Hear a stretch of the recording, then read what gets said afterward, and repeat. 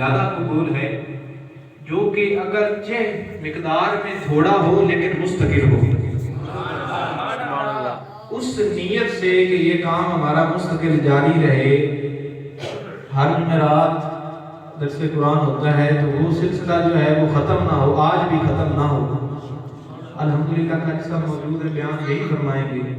لیکن وہ جو درس قرآن والا سلسلہ ہے، وہ جو تھوڑی نیکی والا سلسلہ ہے، چاہتا ہوں ختم نہ ہو، کیونکہ اللہ تبارک و تعالی غفور و رحیم ہے، وہ کریم ہے، پتہ نہیں کس عذاب سے بخش دے۔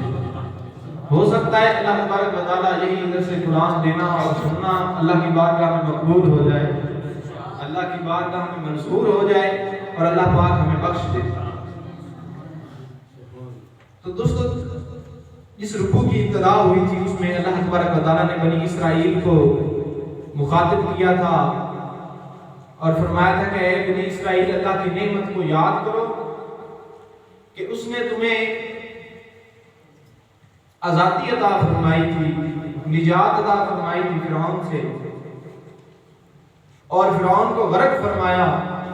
اور تمہیں اس کے عذاب سے کہ وہ تمہارے بچوں کو ذبح کرتے تھے اس سے تمہاری جان چھڑوائی تھی۔ اس کے بعد اللہ تبارک و تعالیٰ نے قرآن مجید میں فرمایا ہے وَإِذْ وَعَدْنَا مُوسَىٰ 40 لَيْلَةً ثُمَّ اتَّخَذْتُمُ الْعِجْلَ مِن بَعْدِهِ وَأَنْتُمْ ظَالِمُونَ، کہ اور جب ہم نے حضرت موسیٰ علیہ نبینا علیہ السلام سے وعدہ لیا 40 راتوں کا، تو تم نے ان کے پیچھے بچڑے کی پوجا شروع کر دی اور تم ظالم تھے۔ اس کے پیچھے جو تفاسیر والے لکھتے ہیں، صاحبان تفاسیر لکھتے ہیں کہ واقعہ اس طرح ہوا، اللہ تبارک و تعالیٰ نے حضرت موسیٰ علیہ نبینا علیہ السلام کو تورات عطا کرنے کے لیے کوہ طور پر بلایا، اور 40 دن کا اللہ تبارک و تعالیٰ نے وعدہ دیا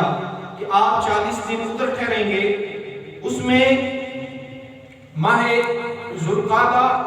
کا پورا مہینہ اور ذوالحجہ کے پہلے جو 10 دن ہوتے ہیں وہ شامل ہیں۔ تو جب آپ کوہ طور پہ چلے گئے اور اپنے پیچھے اپنے بھائی حضرت ہارون علیہ السلام کو اپنا خلیفہ، اپنا نائب مقرر فرما گئے، اپنا نائب مقرر فرما گئے، تو ہوا کیا کہ اللہ تبارک و تعالیٰ نے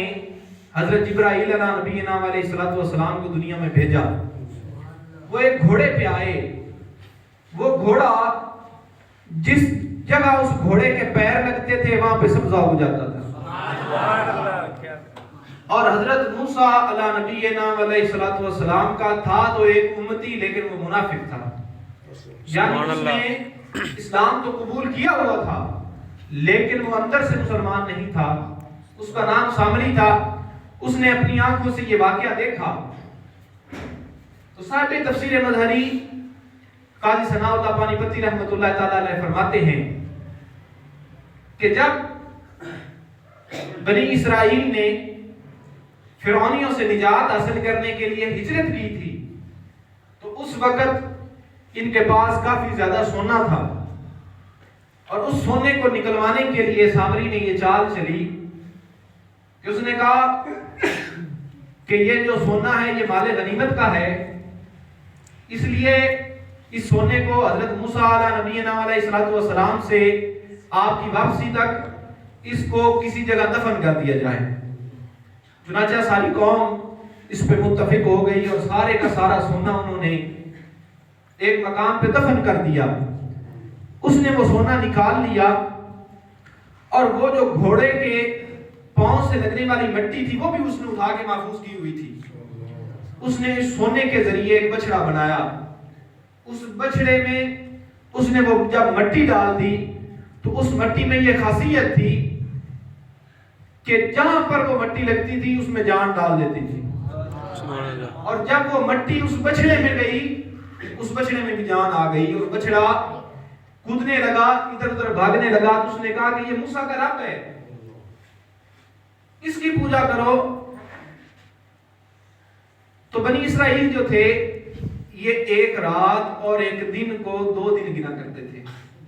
یعنی یہ رات ہے اور یہ دن ہے نا، تو ہم اس کو ایک دن گنتے ہیں،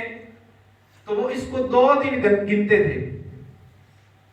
جب 10 دن ہمارے حوالے سے اور ان کے حوالے سے 20 دن گزر گئے، بلکہ جب ان کے 20 دن گزرے ہمارے حوالے سے اور ان کے 40 دن پورے ہو گئے، یعنی 20 دن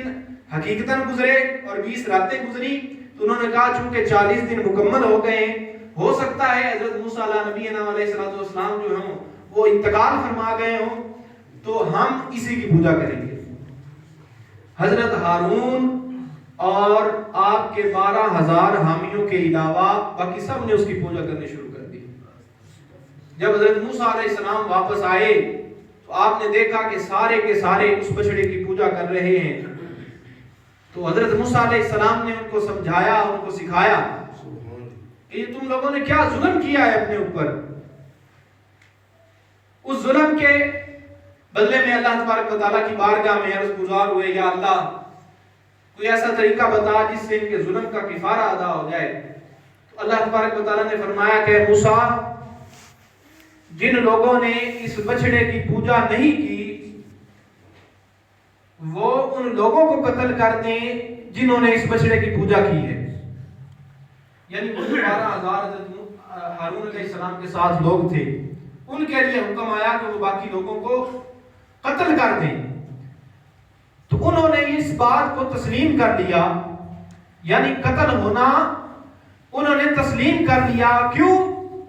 کہ وہ اللہ تبارک و تعالیٰ کی رضا پہ راضی ہو گئے، اور ان 12,000 لوگوں نے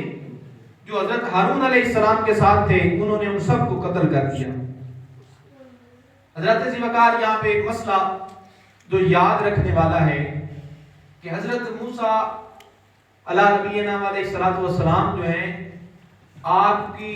امت اس بچڑے کی پوجا سے پہلے مسلمان تھی، یعنی اسلام والے تھے۔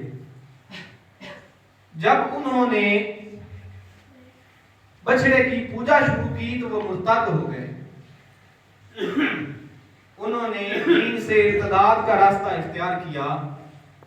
جب وہ مرتد ہوئے تو اس وجہ سے ان کو قتل کرنے کا حکم آیا، یعنی جو بندہ اسلام سے مرتد ہو جائے، اسلام سے پھر جائے، وہ واجب القتل ہے۔ جو بندہ اسلام سے پھر جائے وہ واجب اللہ پاک ہمیں مرتدوں کے شر سے محفوظ فرمائے، اور اللہ پاک ہمیں اپنے نیک بندوں میں اور صالح بندوں میں شامل فرمائے۔ اللہ پاک فرما رہے ہیں وَإِذْ أَتَيْنَا مُوسَى الْكِتَابَ وَالْفُرْقَانَ لَعَلَّكُمْ تَهْتَدُونَ، اور ہم نے موسیٰ علیہ نبینا علیہ السلام کو کتاب اور فرقان عطا کی تاکہ تم ہدایت پا جاؤ۔ اللہ پاک کے پیارے نبی کلیم اللہ جناب حضرت موسیٰ علیہ السلام، اب کتاب ہے اور فرقان ہے۔ فرقان کا مطلب ہوتا ہے فرق کرنے والی،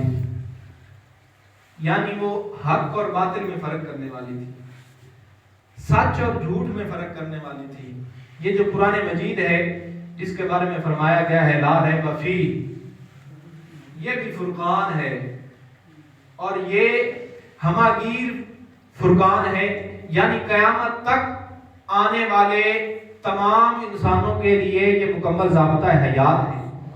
قیامت تک آنے والے تمام انسانوں کو یہ حق اور باطل میں تمیز کر کے بتا سکتی ہے۔ قیامت تک آنے والے تمام انسانوں کو یہ ہدایت عطا کر سکتی ہے۔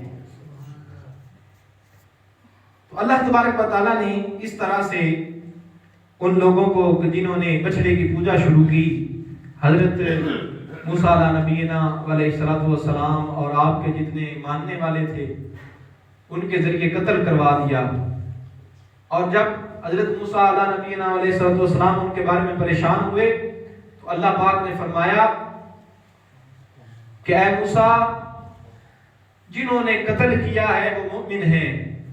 اور جو قتل ہوئے ہیں چونکہ وہ میری رضا سے قتل ہوئے ہیں اس لیے وہ شہید ہیں۔ اللہ تبارک و تعالیٰ نے دونوں کی بخشش فرما دی۔ تو دعا ہے اللہ تبارک و تعالیٰ آپ کو جو کچھ بیان ہوا اس کو یاد رکھ کے اس پہ عمل کرنے کی توفیق نصیب فرمائے۔ انسان مرتد تب ہوتا ہے جب وہ دین سے دور ہو جاتا ہے، جب وہ دین کی چیزوں کو سمجھنا چھوڑ دیتا ہے۔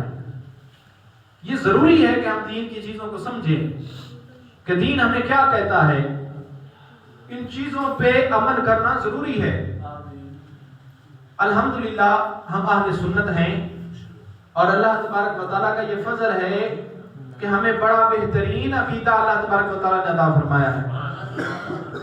اور اس عقیدے پہ قائم رہنا ہے۔ سب سے ضروری بات تو یہ ہے کہ ہمیں، چونکہ ہم پیدا ہوتے ہیں، بڑے ہوتے ہیں، تو شروع سے آخر تک، مرنے تک ہمیں ایک چیز کے پیچھے بھگایا جاتا ہے، اور اس چیز کا نام ہے پیسہ۔ بچوں کو یہ کہا جاتا ہے کہ پڑھو، بڑے ہو جاؤ گے تو کامیاب ہو جاؤ گے اور پیسے کماؤ گے، تم ڈاکٹر بن جاؤ، اگر گورنمنٹ جاب نہیں بھی کرو گے تو اپنا کلینک چلا کے بیٹھو گے، تم انجینئر بن جاؤ، اگر گورنمنٹ تمہیں نہیں بھی جاب دیتی تو تم باہر کے کسی ملک میں جا کے کام کر سکتے ہو، تم فلاں بن جاؤ، فلاں بن جاؤ۔ لیکن افسوس کی بات یہ ہے کہ والدین اس چیز کی طرف توجہ نہیں دیتے کہ اے بیٹے تو پہلے انسان بن پھر مسلمان بن۔ سبحان اللہ۔ جب وہ مسلمان بنے گا تو اللہ تبارک و تعالیٰ رزق دینے والا ہے، وہ رزق بھی دیتا ہے۔ یاد رکھیں، ضروری نہیں ہے کہ جو بندہ علم دین حاصل کرے وہ صرف علم دین حاصل کرنے کی وجہ سے صرف مساجد ہی کو سنبھالے، ضروری نہیں ہے۔ وہ بندہ کاروبار بھی کر سکتا ہے، اور ہاں جب وہ دین پڑھے گا اور ساتھ ساتھ اس پہ عمل کرنا بھی سیکھا ہوگا اس نے، تو وہ جو کاروبار ہوگا اس کو وہ نبی پاک صلی اللہ علیہ وسلم کی شریعت کے مطابق چلائے گا، اور رزق حلال کمانا بھی عبادت ہے، اور اس کا وہ کام جو ہے، اس کا وہ کاروبار جو ہے وہ بھی عبادت میں شامل ہو جائے گا، یعنی اس کا وہ